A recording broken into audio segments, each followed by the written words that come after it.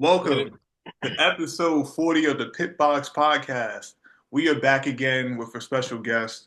I told you this Oh year we're yeah. going to step it up.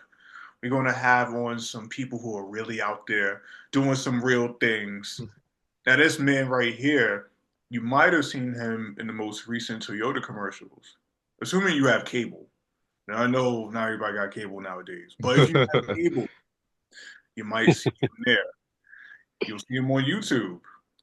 And soon, hopefully in a few years, you'll see him on TV racing in IMSA as well. We have Westin Workman on. What's Welcome, going on, welcome. everybody? Thank you for Hey, having me. I really hey. appreciate it. Of The course, pleasure is Yeah. ours. when you see a young brother doing things out here, making real moves, gotta give him a platform. And of course, luckily Toyota is doing that as well. But from our side, yeah, gotta give you a chance to talk. You Yes, know the sir. Absolutely. questions. So start us off. Like, how did you even get into motorsports? Yeah, so it was an early young passion for me. Just for cars. I mean, not even really for motorsports specifically, just for cars. My dad was always into cars, but he never raced or anything. And then he got into cars at a young age, and he had his fair share of different cars, and all the way up to the age he is now. And then I was born, and he kind of transferred the passion onto me. I was naming Hmm. cars in the parking lot before I was saying mommy and daddy, right? It was Yes, just it was sir. yeah, it was just a super early passion that started, and because my dad never raced, right? It was always a question or a battle for us to figure out, how do we fuel this passion, right? Right. So I just started go-kart racing. I started at an indoor spot near me called Victory Lane Karting. Hmm. They had youth leagues there, they had summer camps, and I did all of that. But it's actually an interesting story because I got out of go-kart racing for I would say either 2 or 3 years, and I speed skated professionally. I was a professional speed skater for a minute. Whoa. But I was young though. Talk. This was around like 11, 12 area. So I was still young. Hmm. And then right when I turned 12, that's when I started to take go-kart racing a little bit more serious. I won this little summer camp that I was competing in. And that was my first taste of winning. I was like, I kind of like this. So then I started doing that was a summer camp, and then I started doing the youth leagues out at the indoor karting spot, and I started to win, races and, little championships there. And then we were kind of trying to figure out, how do we take this to the next level? How do we find more Hmm. competition, things like that. Hmm. And then some people we knew um, introduced us to a guy named Tim Shutt out at Trackhouse Motorplex, which is 5 minutes from me. Um, I went out there, I tested my first professional go-kart for the first time. And I think it was either for my birthday or Christmas. My dad surprised me that he bought it for me. And then I Wow. started I started Shout out to practicing. Pops. This was late 2016, and then Hmm. 2017 when I was 12, still 12, I competed in my first, real outdoor go-karting race. And I was not good. I sucked. I was terrible. I got lapped. Was not good at all. But I don't know, losses and, setbacks for me they never weighed on me. I always took it as Hmm. motivation. I just kept pushing, and then I started to get podiums later that year. Um, and then the second year we did national go-karting and we did local go-karting. I mean, that year was Oh a wow. tough year too. I didn't even podium or get any wins my second year of racing. It wasn't until the third year that I actually started to get wins and podiums and championships and things like that. Wait, hold So it on. was Let, it was let a slow start for me. but let me ask you this though. So, Yeah. someone who also does a lot of karting, like Hmm. jumping into a national schedule, that could be really daunting, and you have like some serious competition. Like Yeah. you're doing a Hmm. pro level, you got to race Ryan Norberg. Ryan Norberg is like Yeah. that Yeah. guy in a Yeah. No go joke. kart. So Yeah. like, And Yep. did you feel you were jumping in a little too early in the second year doing national? Not really. I mean, it was more something that I wanted to do and aspired to do rather than, seeing it as a challenge. I Hmm. just saw, all my friends doing national karting. And at the time, like I wasn't seeing any of the bills. Like I didn't know how much some of this stuff actually cost. And being young, like nothing was really daunting to me. It always just seemed fun or something that I wanted to That do. It wasn't. excitement was driving you, right? Yeah, exactly. Yes, Got you. it was an excitement thing more than a fear, I would say. Okay. But I will say though, so there was at my age, starting at 12, there were two paths I could kind of take, right? I could go Mm, into like the mini Swift category, which is 9 to 12, and then only have 1 year in that, or just jump straight into junior, which is the bigger go-karts, and start mm, my path there. So that's what we did. We started in junior. I had a little KA 100 engine, which is a 100 cc air-cooled engine built by right. IME. And we started there. And starting at 12 sounds early, but a lot of the kids that I was competing with, they started at 5, 6, 7 years old. So I was even starting at 12, I was still behind the eight ball. So That's it it wild. it yeah, Mm, it took a while for me to start to be able to compete with them. Absolutely. I mean, I go to OVRP. I'm sure you know Hmm. about Yep. OVRP.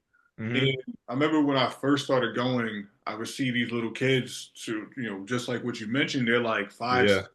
And I'm looking at them Yeah. like, that's bro, wild. you don't even know your address. And you're out Right. there track. Like, And they can wheel too. They can I'm exactly. wheel. telling you. I'm telling you. They Like, drive it like you never seen them driven before. It Yeah. don't never make even no Yeah. sense. seen a Come fraction on. before. Like, you might struggle to spell your name out here on the track. Like, But they what? can drive a go-kart. That's something they can do. And wheel a go kart. Yeah. Crazy. They can't read, right, but they can drive. They can drive. It's a beautiful thing, honestly, when you really think about it. Yeah, it is. Because like we have that same opportunity moving forward, for the next generations. Like you can Mm. choose to establish something like that, at such a young age, and you can see us specifically see like the difference in how like the trajectory is when you start like significantly early versus, starting later on in life. Obviously, depending on your scenario, some of us has different opportunities than others, so some of us don't have a choice. But nonetheless, though, at any moment in time, if you can start and you're fully committed and you lock in, Hmm. the stars Yeah, is all the possibilities. yeah. So Completely agree. now take us back year three. Uh, Hmm. Right. started finally winning and getting podiums Hmm. and such. Yeah, year three, winning, getting podiums. I think at this time I was competing in two national series. It was USPKS and the WKA series. USPKS stood for United States Pro Karting Series, and WKA was World Karting Association. And I think that year I ended up walking away with the WKA championship. And then fourth year, year four. So this would have been 2021. No.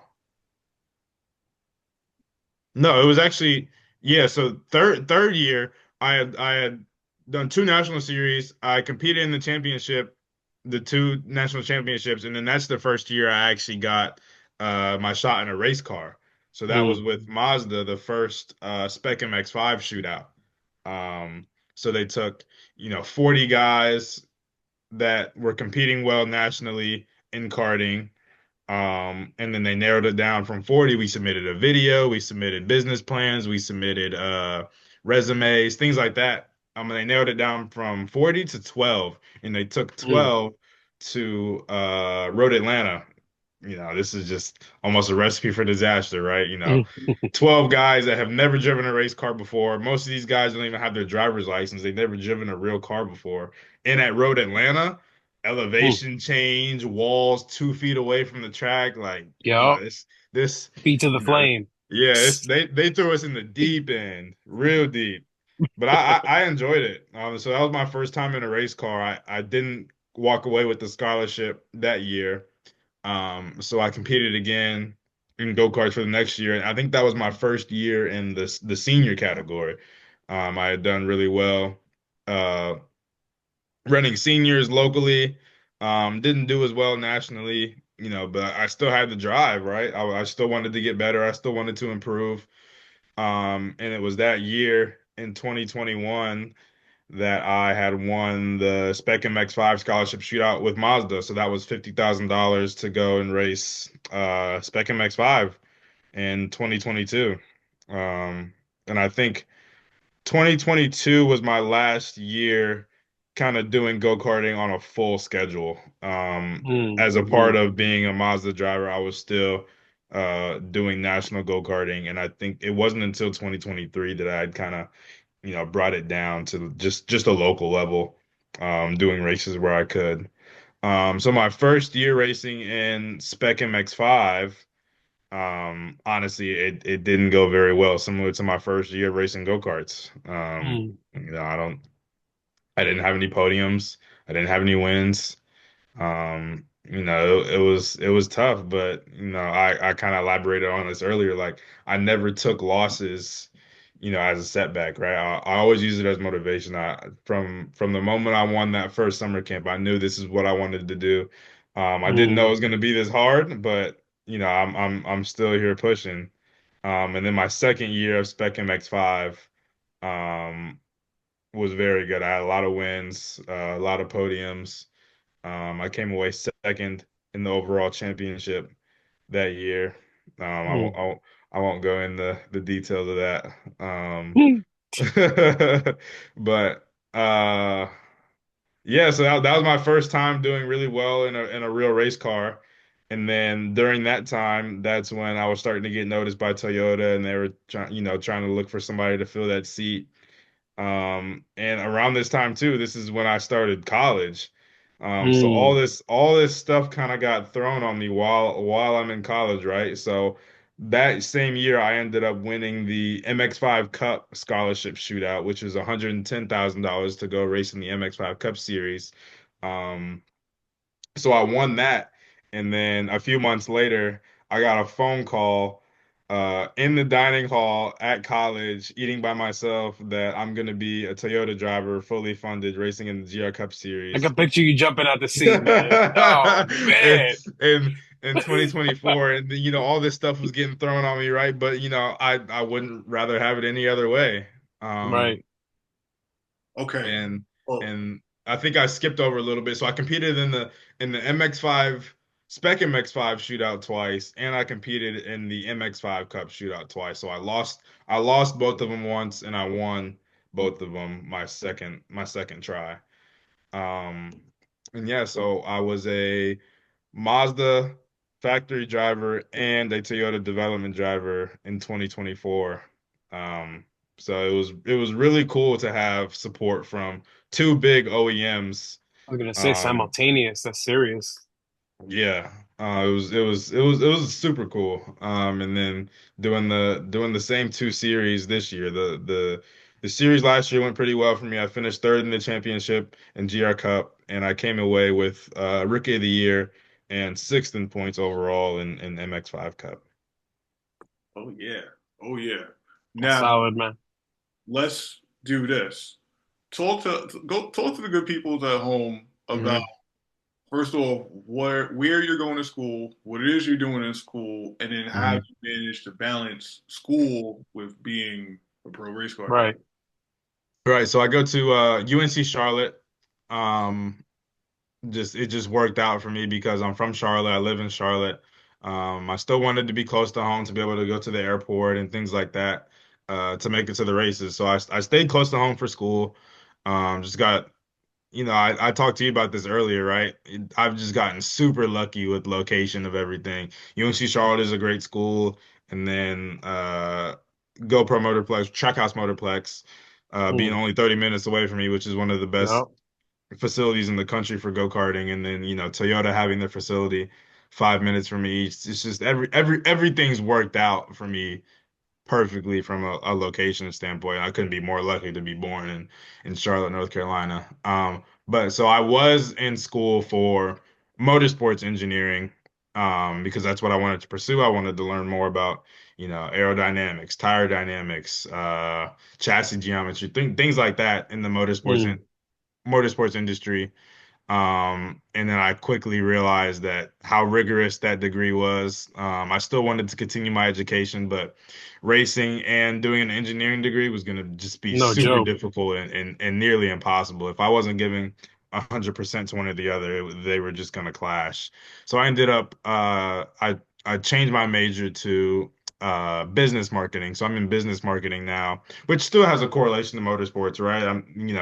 Now you need to be Absolutely. able to sell yourself, you need to be able to network, you need to be able to make connections, things like that. That's how you're progressing through the motorsports ladder these days. It's about who you know, not what you know.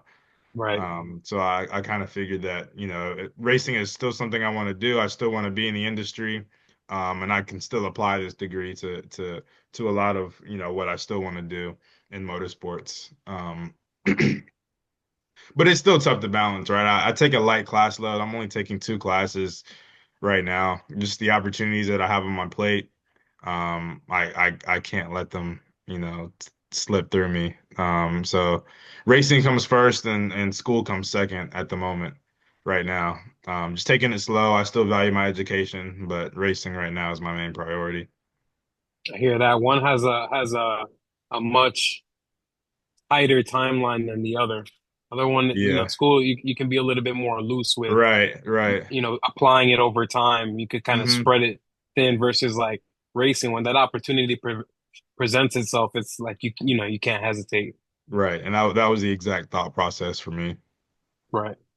So now talk to us about the day in the life for you. Not on a race weekend, but Hmm. the day during the week. Because of course you have like training obligations with Toyota Right. and Hmm. you have schoolwork as well. So Yeah.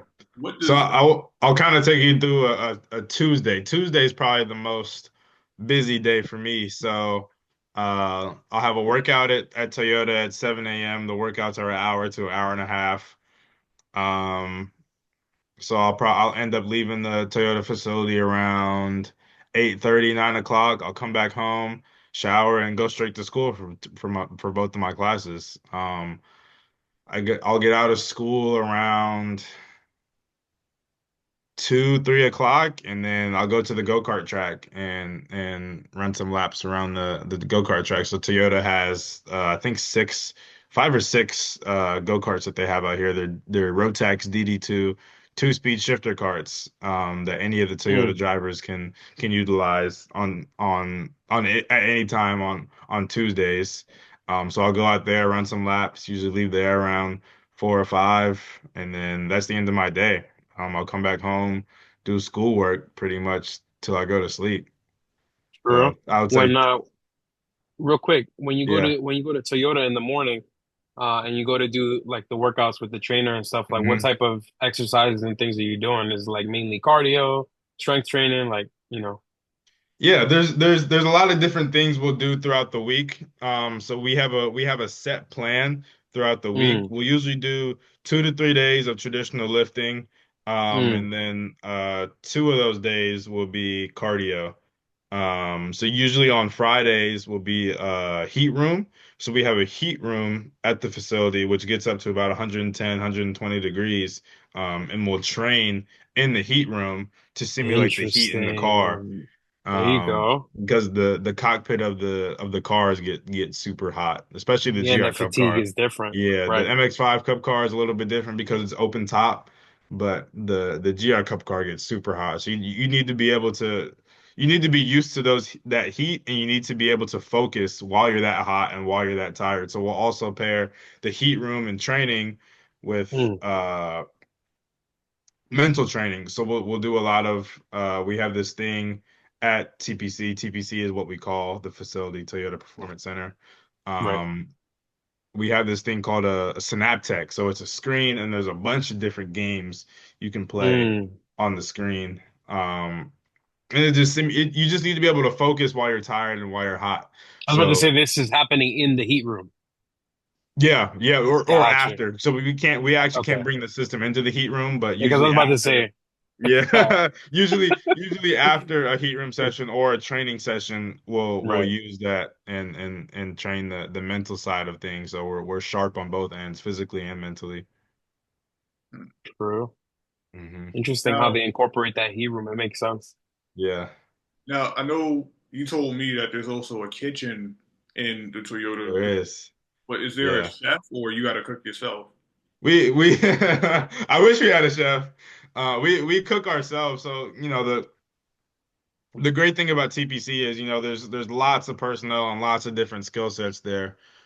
Mm, So it's a two-story building, and on the bottom, that's where they build all the GR Cup cars at. That's the whole shop area, and then upstairs mm, is where the gym is, where the kitchen is. We have a nutritionist at TPC. Her name is Stephanie. We have three trainers, Elijah, Wayne, and CQ. Um, there's a mental coach. There's just a lot of different resources at TPC that we can utilize. But to answer your question, yes, there's a kitchen there. We do meal prep there. We do a lot of different things there. Um, the list goes on. It's a great facility and a great organization that provides us all these different resources. True. You mentioned real quick that you have a nutritionist. So if you Hmm. could just like glaze over what kind of diet structure they have you on, because obviously, with this type of like intensive training, whether it's in the heat room, doing those reaction exercises, doing Hmm. like your regular cardio and your strength training, obviously you have to have like your intake dialed in too. So walk us Right. through real quick, kind of briefly, like what your meal plan looks like during the week. Yeah, so it's really personalized. So there's different goals that all the Okay. drivers have, right? So you can have a driver who wants to lose weight, you can have a driver who wants to put on mass, you can have a driver who just wants to be lean. And my personal goal is right now to put on mass. I was always skinny as a kid. I just wanted to put on a little muscle. So I actually show you, um, how we track everything. We have an app called Chronometer. Mm, Um, mm.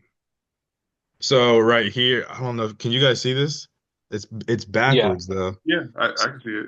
No, it's it's So legible. You're good. yeah. so this app will measure everything that I need to be intaking throughout the day. Mm. So my nutritionist puts all these targets in here. So I have a target of 3,400 calories a day, 180 grams of protein, um, 365 grams of carbs, and 136 grams of fat, and then I'll actually go back to a day that We have the I, log filled. yeah. So I'll meal prep throughout the week as okay. So here's a day that I input. So I intook 3,800 calories this day, 258 grams of protein, 334 grams of carbs, and 164 grams of fat. So I actually surpassed a lot of the goals that was set out for me that week, except Right. for carb. And then there's also vitamins in here too that I should be intaking throughout the day. Fiber, iron, calcium, vitamin A, vitamin C, B12, folate, and potassium. Wow, that's And then strong that yeah, they and then got you dialed into like that type of yeah, and then like also gives micromanaging. yeah, and Mm. then also gives measurements of everything that you hit. So I hit all my targets by 95%. And then it breaks it down to the vitamins, minerals, electrolytes, immune support, antioxidants, bone health, and metabolism Yeah, that's support. strong. Yeah, so they got us really dialed in over there. And then for meal prep, I'll usually do pasta, steak, and then I'll do some veggies. I'll do broccoli and bell peppers, and that will be my lunch. True. It'll be my lunch throughout the week, and then I'll have whatever for breakfast and whatever for dinner. So I wouldn't say there's not a diet they have me on or things that I shouldn't eat. There's just a lot of targets in place for me to hit Right. for my goals, which my goal is to put on mass Right. at the moment. That's pretty good that they have you like within that structure though, nonetheless. Obviously, it's not gonna be like to the T, like this is exactly what you have to eat every day, but still the fact that they have like that nutritionist that kind of has that conversation with you where they ask you what your specific goal is as an Right, individual, and then they kind of tailor it based on that is like dope. You know what I'm saying? Because right, that's how you get yourself to the next level, right. Because I physicality think wise. Yeah, because I think that the stereotype is that, a lot of race car drivers are small and skinny. I mean, if you look at F1 drivers, I mean, Right, right, right. I see what you're they're saying. they're the definition of that. And, at the time I was coming into this program, Mm, I don't think I could be any skinnier. I think I was at like 7% body fat. Like there was nothing more that I could lose. So, right, my goal, like I said, my goal was to put on mass, and I think since I've been with Toyota, I've put on like 20 or 25 pounds just of muscle.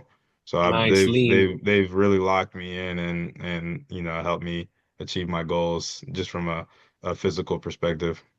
So just to briefly like kind of unplug from all of the racing thing, and I Hmm. actually used the word I was going to use to ask you, but what do you actually do like when you want to kind of like give yourself a break from all these things that are going. Obviously, you have school going on, you're pursuing your racing career, you're doing karting in your spare time to stay, you know, as dialed in as possible.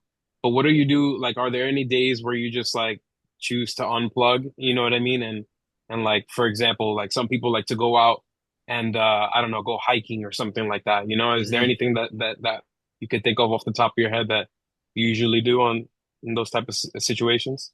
Yeah, it's funny because I get that question a lot. It's, for me, it usually all comes back to motorsports and cars. Yeah, When I that's have free that's that's time, like your yeah, Nirvana. when I have free time, I'm sim racing, or when I have Mm, free time, I'm doing work on my car. My car is in the shop right now. When I had my car, I right. would work on it. But right now we're doing an engine swap on it, so it's been in the shop Ooh, for we're gonna tag into that. Nice. it's been in the shop for about a year now. Okay, okay. But usually sim racing is what I'll do to unplug, which is funny because it's still racing, right? But Related. I yeah. know what you mean though, but there's something about driving, man, where it puts you in that place. So it's almost like you Hmm. really don't need anything else. Because once you get locked in and like you're behind the wheel, it's almost like you put yourself in this like different reality. It's like, you know, many famous drivers have said that they get into like this different mindset where it's almost like a different reality. It's interesting, but yeah, nonetheless, that's dope that you hop on the sim whenever you want to kind of unplug, if you will, and it helps you still Hmm. stay on point with your skills. Yeah. Yeah. So let me ask you this. You've had the very fortunate position of being associated with both Mazda and Toyota Hmm. simultaneously. Now, you've spoken quite a bit about all the great things that Toyota is doing for you. Now, from the Mazda side, how did that look over the course of the last 2 years? Yeah, so that was still really great. It was kind of different with the Mazda thing, right? Because I had to compete for that spot. I earned that spot. Same thing with Toyota, but it was more of a behind the scenes competition and keeping up with my performances as opposed to actually Mm, being somewhere competing with these other people and seeing the faces of these other people. So in a sense, the Mazda almost felt, I don't want to say more. Uh, I don't want to say more valuable, but um, I would just say, from the Mazda perspective, it's been great. So it was a cash amount that was allowed for me to go to the team and mm, use that money to pay for some of my racing for that season, and then the rest of it was for things like tires, fuel, um, what else was it? Suits, liveries, things like that, and that's what they value it at. So there was a set cash amount, and then there was an amount on top of that, that was for, miscellaneous things. So, I would still say, winning the Mazda scholarship and the support they provided me was great. Okay. And of course, on the street, MX-5 and GR86, they're in the same category. So how do Right. the two cars compare on track for you? good Right. Yeah. question. I love answering this question because, from, reading the brochure, they seem like two very, very similar cars, right? But, from a driving perspective and from a race car driver, they're almost completely different. Mm, On paper they look the same, but they're really different. So the MX-5 offers a lot of draft and a lot of good racing. I mean, on any given weekend in the MX5, I mean, there's probably 10 to 12 guys this season. There's probably 10 to 12 guys that can win on any given weekend just because the racing is Mm, that good and that close. But in GR Cup, there's not a lot of draft. The racing is a little bit more spread out. There's probably 3 to 4 guys on each weekend that can win. So, it's just a different dynamic to each race weekend. mm, Um, because I would say the GR Cup racing actually applies more to what I want to do in the future, which is sports car racing. Um, I think, just the nature and the open top of MX5 Cup, it offers a lot of draft, sometimes not, comparable to anything else that I'm going to be racing. But mm. still just the level of development and racecraft that you learn in MX5 Cup is almost second to none. But I would say GR Cup is a little bit more applicable to things in the future. Um, and then also with the MX5 Cup car, it's a little bit more disconnected from the road. You're driving that thing on the edge the whole entire time you're driving it, which I honestly like. And then I would say the GR Cup car is a little bit more connected to the road, a little bit more planted. And I sometimes compare the GR Cup car to what I feel like a GT5 car would be. They have GT3, GT4, obviously not a Mm-hmm. GT5, but I would honestly compare a GR Cup car to a GT5 car. It feels more connected to the road than the MX5 Cup car. But I would still say, there's different qualities that you can find in either series that a driver would enjoy. Okay. Okay. Uh, that's actually a little bit different than what I thought you were going to say. Like, Mm, at least on the street, like the MX5 definitely has a lot more body roll to it than 86. Mhm. Um, Obviously, a race car has less body roll. Right. Street car, they're not flopping over Right. stuff. mm, But then it's interesting to like, yeah, to the point you made. Like we've seen MX5 racing in person, and it's crazy.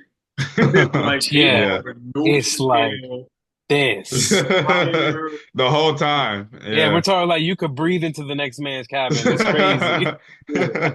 And It's then like you crazy. said with GR Cup, like it's definitely a bit more spread out.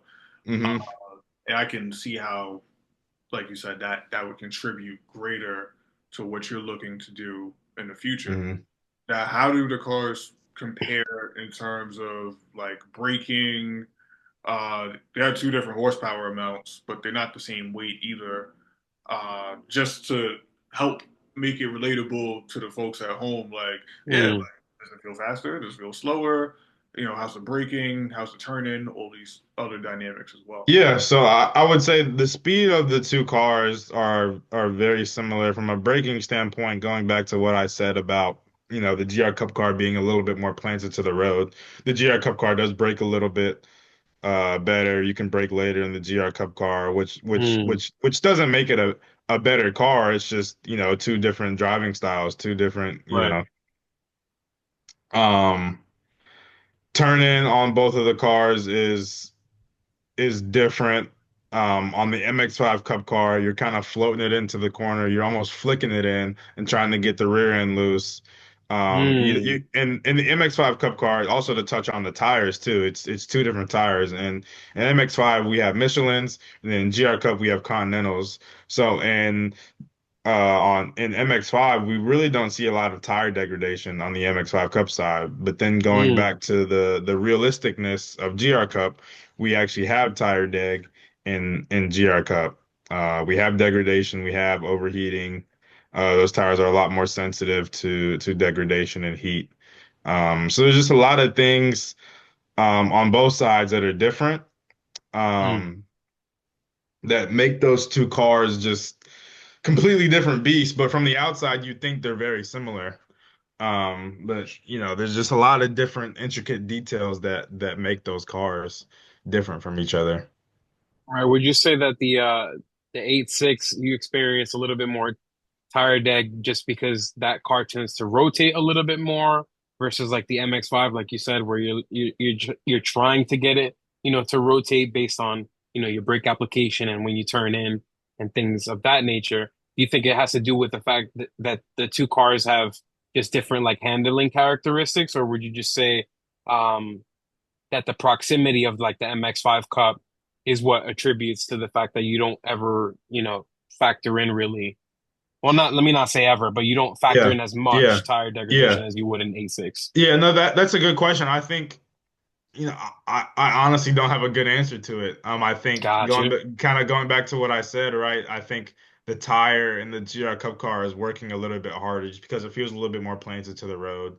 Okay. And then Got you. in MX-5, I don't think the tire is working as hard. The usually the MX-5 Cup car always kind of feels on top of the road, but that's what makes that racing fun. That's why people like it. Right. You're always kind of sliding that car around, and the tire never really digs into the ground, Mm. and gives you a lot of load. Um, and from a G-force perspective too, I think the GR Cup car generates More G's. a little bit more G-forces than the MX-5 Cup Mm. car. Okay. Now, of course, your partnership with Toyota, this isn't a short-term plan. This is something Hmm. that they have a roadmap for you, and besides the roadmap that you have for yourself. So, Hmm. talk to us about what the ultimate goal is with Toyota.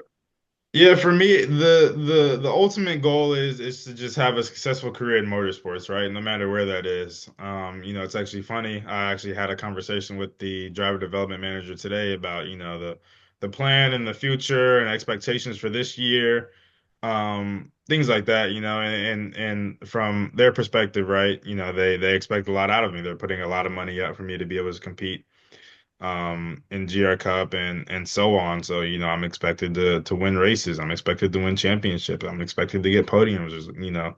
Like I said, there's a lot of expectations that come from, the amount of money that's being put up for me to do what I love. Um, Right. so at the moment right now, I think the next step for me would be GT4. Um, you know, if I continue to perform well in GR Cup this year, I think that would be the next step. But right now there's not a set goal. Um, I want to be Or able like a to set pathing, you mean? yeah, yeah. I just want to be able to have a successful career in motorsports, no matter where it is. I want to be paid to do what I love. Whether that's NASCAR, whether that's IMSA, whether that's overseas, maybe in the hypercar for Toyota. I don't know. No matter, Ooh. I'd be happy anywhere. Um, you know, as- and I want it to be with Toyota. Okay. Okay. And before we get out of here, you hinted on it earlier that, of course, Mhm. you like to mess around with street cars. For the people at home, man, Yeah, let that Yeah, us let's know. let's, right let's there, dive into that a little bit. So I have well, I actually have two. So I have two 2002 Lexus IS 300s. I have a wagon, and the wagon is the only wagon that Lexus ever produced. And I Mm. also have a sedan Lexus IS 100. They're both silver. They're both the same year. And on the sedan is a manual. The wagon is an automatic. Unfortunately, they didn't make the wagons in manual. But like I said, Right. the sedan is a manual. And those cars they come from the factory with a 2JZ engine, but it's a 2JZ And then, GE, and then they have the right. 2JZ GTE. So the GE is the non-turbo version, and the GTE is the turbo version. Um, and the turbo engines have stronger internals, just stronger everything. You can make a lot of power with those. And unfortunately, the GEs, they got the weaker rods, weaker pistons, things like that. So you can't make as much power with those. So at the moment, right now, we're switching from the GE engine to the GTE engine, which is turboed. Nice. That's what's in the Supra, which is what made that car famous.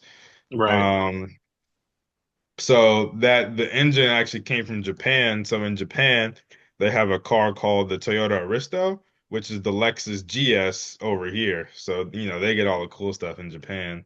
Right. True. So that engine, we acquired that engine from Japan. And we're in the process of putting that engine in the car right now. We just swapped the turbo turbine wheels for some billet upgrades. So there's still a stock turbine housing, but just different turbine wheels. So hopefully we're hoping for about 400 horsepower out of it. Rear wheel drive, 3,200 pounds, manual. It should be a But fun they little say that daily. sounds nice, Yeah, drivable. What? yeah. I'm 400 excited. like It the should be money. fun. Yeah, standalone ECU. It'll be a link ECU. We're this close. We're almost done. I just got some pictures the other day that the intercooler piping was just welded up.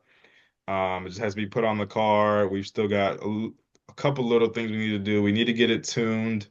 We're Mm, still waiting on a IAT bung for the intake air temperature mm. sensor. Just some little things, but it's so close. It's been a year. It's been a slow process, but we're trying to do everything right, and that's why it's taking so long. Yo, I want Suspension and wheel and tire combo. You So mentioned I that. have You got for suspension, I've got BC coilovers. okay. Wheels, I've got some Rays. No, I can't remember the model. It's been so long since I've had them, but they're a classic Rays wheel that was the original Tom's Mm. IS300 wheel. It's Rays. Why can't I think of the model name now? I can't remember exactly, but it's a rare wheel. We actually found them in Russia. There's someone was selling them in Russia. We got them over here. Um, Damn, all right. Powder coated polished the lip.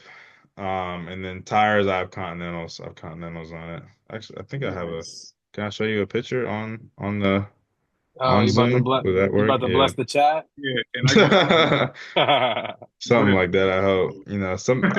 Everybody has their own little, niche of cars that they appreciate, and the Of JDM course. stuff. The JDM stuff is my niche, but I appreciate everything. German, American, all the whole nine. I like everything. Classic. Here it is right here. I don't know if it'll come in focus. I'll put it Oh, in the actual video. Okay. Oh yeah, yeah, I can. I'll send you the picture and then you can Yeah. put it in there. Yeah. True. Those look like Yeah.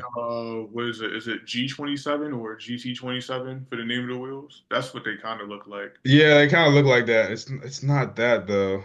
Ray's I was about to say, if it's from can't the Tom's I IS though, can't that's think of some it. And import tuner stuff yeah, you back in the can't day. find those wheels anywhere. I guarantee if you looked True. them up, you wouldn't even be able to find a set for sale. We got lucky with those wheels. That's fire. Right, Yeah. right. So the build is coming together. It's Yes, got a body sir. kit on it. It's lowered. It's the whole nine. I really enjoy modifying cars, and I get it from my dad. He's been into modifying cars, a I was about lot to of say, his what life. does Pop drive something? Yeah, pops. What Pop's got? Ah, here we go. Here we go. Yeah, so it's funny because my mom and my dad are in the car. So I'll start off with my What? mom. We all have two cars each. My mom, she's got her God daily, and then bless. she's got a little 75 Volkswagen Beetle. It's green. Okay. She barely drives it. I wish she would drive it more, but it sits in the garage most of the time. When she wants to start it up, it won't start because the battery's dead because it's been sitting forever. Right, right, right. And then Pops is a Mark IV Supra. Woo! Yeah, Woo! Pops is then that's Damn. how I got into the JDM stuff and two Makes sense. JZs and all that. Yeah, he got me into it. So he's had three Supras. He had a Mark III Supra, and then he had a black Mark IV Supra on a lease, and then that lease was up, Wow. and then he got another Supra. It was a Quicksilver Supra, which was on a lease, and the lease ended, and then he ended up buying it. So he's the original owner of that car Wow. since 1998. Yeah, That's so amazing. yeah, the year is in 98, and he bought it in December of 97. And all these things just kept piling onto him that made this car more rare. So 98 was the last year that they imported the Mark IV Supra to the Yo. States. And then also with that color, that they only made that color for that year. I think there's a website out there called Super Registry or something. Yeah, where And they tell you. there's only it's like 24 or 28 Quicksilver manual twin turbo Targa top Supras that are out there. So it's just it's a super rare Golly. car. And That he's done it right. He's meticulous about little things, and he's taught me the same thing. I You love know, it. I love it. yeah. It makes a bunch of power, it makes 800 horsepower, but he doesn't race it. Like he built this car to be a pretty car that sits in the garage. Now I almost drive it more than he does. Got you. It almost It's like it's pride and joy, you know? yeah, it scares me to drive it though. Not because it's fast, not because it makes a ton of power, but it's his baby, right? He's I had was this about to thing say how since much it new. means to him. Yeah, Right. there's so many custom parts on that car that you'd never be able to find again or make again. You know, I'm really fortunate and lucky that me and my father share the same passion. Yeah, it's a beautiful thing, man. That's a Hmm. beautiful thing. It is. It is. Yeah. So give the people at home one last tip of advice, whether it's life, climbing the ladder Mhm. in And motorsports. tell him where to find you too. Yeah. Yeah, Westin Workman everywhere. Westin Workman 13 on Instagram, Westin Workman on Twitter or X, whatever anybody wants to call it these days. And then Westin Workman Racing on Facebook. What else do I have? I think those are the three main social media outlets that I have. And Mm. my little tidbit would be, it's gonna sound cliche, but I've I've I've lived by this, but just never give up, right? I talked about, losing the Mazda scholarship twice. I talked about Right. not podiuming my first year in racing, not winning, getting lapped my first time racing. Just always use your losses as learning points, as That's fuel. motivation, and anything you want to do. Fuel, exactly. Um, it's not really something I think about. It's a mindset thing for me. It needs to become a habit for you. Um, I like that one. yeah, A take loss. take It needs to be habitual. It needs to be second yes, nature. You get an yes, L, yes, you just throw it in your pocket and just know that yes, gets you that much closer to that W. yes, exactly. Mm. A Thank you loss. for the help on that one. Well Yeah. said. Nah, well said, man. Well said. Uh, a loss ain't a loss. It's a lesson. Appreciate the pain. That's a blessing. Yes. I Ooh, like that. oh my goodness. The icing We on the added cake. I was about to say I like that. we added Yeah. in value. We added in value. Yeah, that's a Jay-Z line right there from 444. Yeah, I like that. But yeah, so there we have it. It's another one in the books. We told you guys this year we're stepping it up. We're gonna have more guests on, more people like Weston out here doing the Mhm. right thing. He's right. You were persistent with me, man. You've been on me since when did Hmm. we first start texting? It's been months. Yeah, it's been a while. You've been persistent on getting me on this show. I'm scrolling back in our history right now. Uh March 11th of last year. Yes, sir. We appreciate you making it though. Yeah. I didn't realize it's been that long, man. I didn't either. Time flies when you're having fun, I guess. Yeah. Yeah. I am persistent. You are. But there we have it, folks. Thanks for listening. Pitbox Podcast. We'll Hmm. catch you on the next one. See ya.